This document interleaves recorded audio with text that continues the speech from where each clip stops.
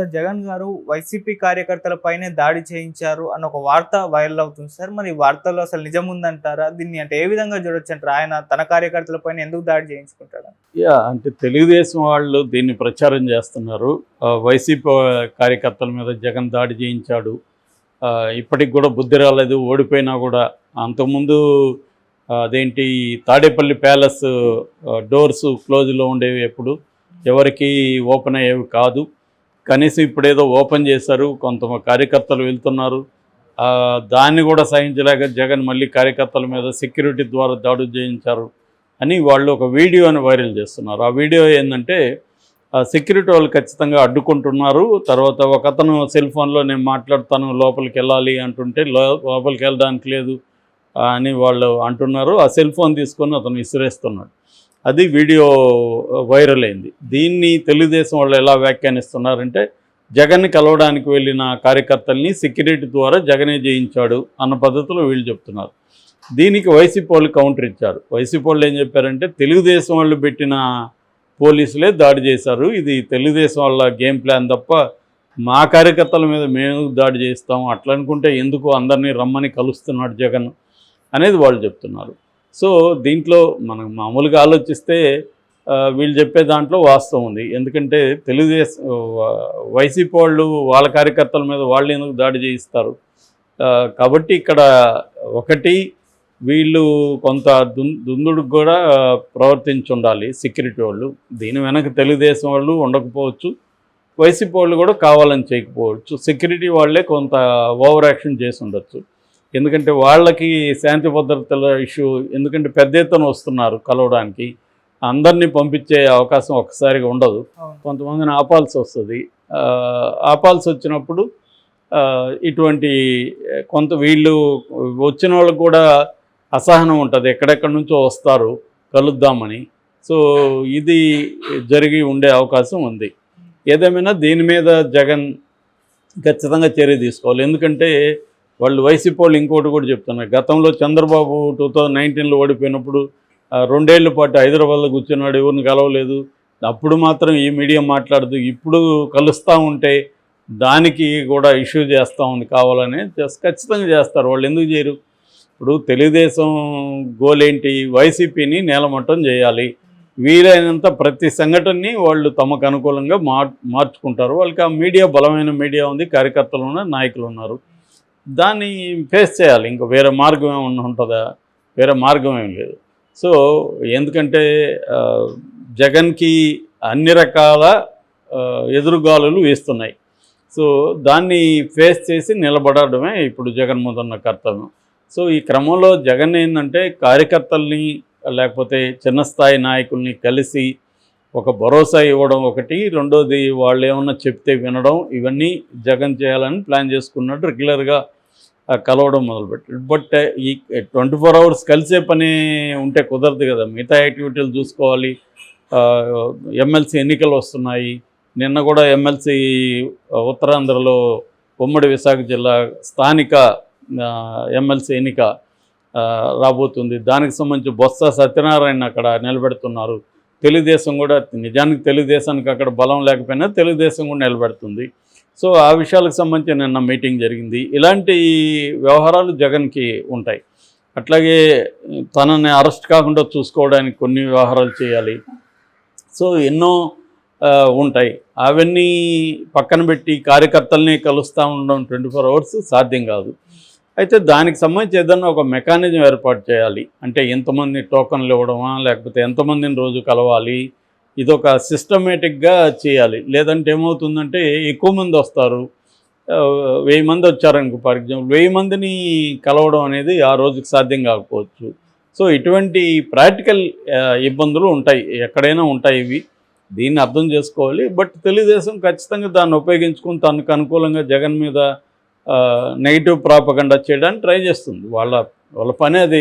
ఏ పార్టీకైనా అధికారంలో ఉన్నప్పుడు ప్రతిపక్షాన్ని తొక్కేయాలని ఉంటుంది. గతంలో జగన్ కూడా ఇదే పని చేస్తాడు, ఇప్పుడు అదే పని చంద్రబాబు చేస్తున్నాడు.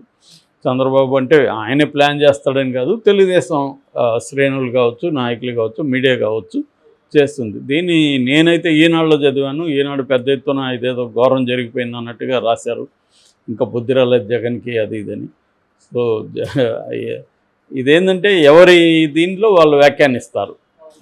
సంఘటన మామూలుగా అయితే మనకి అర్థమైంది ఏముందంటే, పెద్ద ఎత్తున వచ్చినప్పుడు సెక్యూరిటీ వాళ్ళు కొంత రూడ్గా బిహేవ్ చేసినట్టుగా అక్కడ కనబడుతుంది.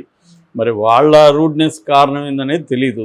వాళ్ళకి కూడా వీళ్ళని కంట్రోల్ చేయడంలో ఇబ్బందులు ఉండొచ్చు. సో ఆ రకంగా వీళ్ళు కూడా ఏంటంటే, మేము వచ్చాము ఇంత దూరము, ఖచ్చితంగా కలవాలి అనేది ఉండొచ్చు. సో ఎవరి పాయింట్ ఆఫ్ వ్యూలో చూసుకున్నప్పుడు వాళ్ళు కరెక్ట్గా అనిపిస్తారు. అందుకని దీనికి ఒక వ్యవస్థని ఏర్పాటు చేయాలి. ఇక్కడ కూడా ఇప్పుడు ప్రజాభవన దగ్గరకు కూడా ప్రజావాణి కార్యక్రమానికి వస్తున్నప్పుడు చాలాసార్లు ఇబ్బందులు ఎదుర్కొన్నారు. మనం కూడా చూసాం, మన ఛానల్లో కూడా విజువల్స్ వచ్చాయి. అది తప్పదు. ఒక సిస్టము అంటే పర్ఫెక్ట్ సిస్టమ్ అనేది ఏది ఉండదు. ఎందుకంటే ఊహించని స్థాయిలో వచ్చినప్పుడు ఈ ఇబ్బందులు ఉంటాయి. దీన్ని తెలుగుదేశం మీడియా వేరే రకంగా దాన్ని తనకు అనుకూలంగా మార్చుకుంటుంది. దానికి వాళ్ళు కూడా కౌంటర్ ఇచ్చారు నిన్న. సో వాళ్ళ కౌంటర్ ఏంటంటే, తెలుగుదేశం వాళ్ళే చేయించినారు అన్నట్టు కౌంటర్ ఇచ్చారు. బట్ అది కూడా కరెక్ట్ కాదు. బట్ పోలీసులు అక్కడ ఉన్న సెక్యూరిటీ మాత్రం జగన్ సెక్యూరిటీ కాదు. అది జగన్ ప్రైవేట్కి పెట్టుకున్న సెక్యూరిటీ కాదు, ప్రభుత్వం వాళ్ళు ఇచ్చిన వాళ్ళు అనమాట. సో దాని మీద కూడా వాళ్ళకి 100% కంట్రోల్ ఉండదు కదా. చెప్తారు కానీ వాళ్ళు అలా బిహేవ్ చేయొచ్చు. మళ్ళీ దాని జగన్ అకౌంట్లో ఎలా వేస్తారు? జగన్ అకౌంట్లో వేయలేము, తెలుగుదేశం అకౌంట్లో కూడా వేయలేము. ఏదేమైనా వాళ్ళు అలా రూడ్గా ప్రవర్తించడం కరెక్ట్ కాదు. ఎందుకంటే ఎక్కడెక్కడి నుంచో వచ్చుంటారు కలవడానికి. జగన్కి 40% ఓట్లు వేశారంటే 40% ఓటర్లు జగన్ అంటే ఇష్టం ఉన్నట్టే కదా లెక్క. సో ఖచ్చితంగా ఇంతకుముందు ఈ 5 ఏళ్లలో జగన్కు ఉన్న ప్రాబ్లం ఏంటంటే, జగన్ ప్రజలతో దగ్గరగా ఉండడం అవి చేయలేదు. ప్రతిపక్షాలలో ఉన్నప్పుడు నిరంతరం ప్రజల్లో ఉండేవాడు జగన్. ఒక్కసారిగా అధికారంలోకి వచ్చేసరికి ఆ డిస్టెన్స్ పెరిగింది అనేక వైపుల నుంచి. అందుకనే వైసీపీలో కూడా మనం సోషల్ పోస్టులు చూస్తూ ఉంటే, వైసీపీలో కూడా జగన్ పని విధానం పట్ల చాలా తీవ్రమైన అసంతృప్తి ఇప్పుడు ఎక్స్ప్రెస్ అవుతుంది. ఇప్పుడు కూడా మార్చుకోలేదు జగన్. ఇంకా కూడా జిల్లా స్థాయిలో రావాలి, తిరగాలి, అక్కడికి వచ్చి లోకల్గా కలవాలి, ఓడిపోయిన అభ్యర్థుల్ని కలవాలి, వాళ్ళు ఎందుకు ఓడిపోయారు ఏంటనేది లోకల్గా ఆయన సమీక్షలు చేయాలి. ఇలాంటి డిమాండ్స్ వాళ్ళ వైపు నుంచి కూడా పెద్ద ఎత్తున వస్తున్నాయి. ఇంకా కూడా ఆయన సలహాదారుల పర్యవేక్షణలో ఉన్నట్టు కనిపిస్తున్నారు, వాళ్ళని పక్కన పెట్టట్లేదు. సలహాదారుల కంటే కూడా ఫీల్డ్లో ఉన్న వాళ్ళ అభిప్రాయాలు తీసుకోవాలి అనేది వాళ్ళు చెప్తున్నారు. సో అంటే జగన్ పాయింట్ ఆఫ్ నుంచి జగన్ ఎలా పనిచేయాలి ఏంటనేది జగన్ చూస్తున్నాడు. కానీ కార్యకర్తలకి ఉండే డిమాండ్స్, కార్యకర్తల ఆకాంక్షలు కార్యకర్తలకి ఉంటాయి కదా. సో ఈ గ్యాప్ని చేయడానికి ఇప్పుడు జగన్ తప్ప జగన్ తరపున వేరే వాళ్ళు ఎవరూ లేరు. అది కూడా ఒక ప్రాబ్లం. ఇప్పుడు చంద్రబాబు కనుకో, చంద్రబాబు నాయుడు, లోకేష్ నాయుడు, పవన్ కళ్యాణ్ నాయుడు, ఆయనకు ఒక టీం ఉంది. జగన్కి జగనే చేయాలి. గతంలో అంటే కనీసం విజయమ్మ, షర్మిల ఉండేవాళ్ళు, వాళ్ళకి కొంతమంది చెప్పుకునేవాళ్ళు. ఇప్పుడు వేరే వాళ్ళకి చెప్పుకుంటే జగన్ వరకు వెళ్ళదనే ఒక ఫీలింగ్ కూడా వచ్చేసింది గతంలో కొంతవరకు. మధ్యలో ధనంజయ రెడ్డి కావచ్చు, తర్వాత సజ్జల కావచ్చు, ఇలాంటి వాళ్ళంతా అడ్డుపడి జగన్ని కలవనీయకుండా చేశారన్న ఫీలింగ్ ఓపెన్గానే చాలామంది మాజీ ఎమ్మెల్యేలు, మాజీ మంత్రులు కూడా చెప్తున్నారు. సో దాన్ని ఇప్పుడు జగన్ కరెక్ట్ చేసుకోవాల్సిన అవసరం ఉంది. ఖచ్చితంగా కొన్ని విషయాల్ని జగన్ కరెక్ట్ చేసుకుంటేనే నెక్స్ట్ కేడర్ కానీ నాయకత్వం కానీ చెదిరిపోకుండా ఉంటారు. లేదంటే వాళ్ళు ఒకటి, వాళ్ళ మీద ఆల్రెడీ ప్రభుత్వ ప్రెజర్ ఉంటుంది, కేసులు ఉంటాయి, దాడులు ఉంటాయి, ఇవన్నీ ఉంటాయి. రెండోది జగన్ కూడా తమకు కోరుకున్నట్టుగా లేకపోతే వాళ్ళకి ఇంకా విసుగు వచ్చేస్తుంది, వాళ్ళు బయటికి వెళ్ళిపోయే అవకాశం ఉంటుంది.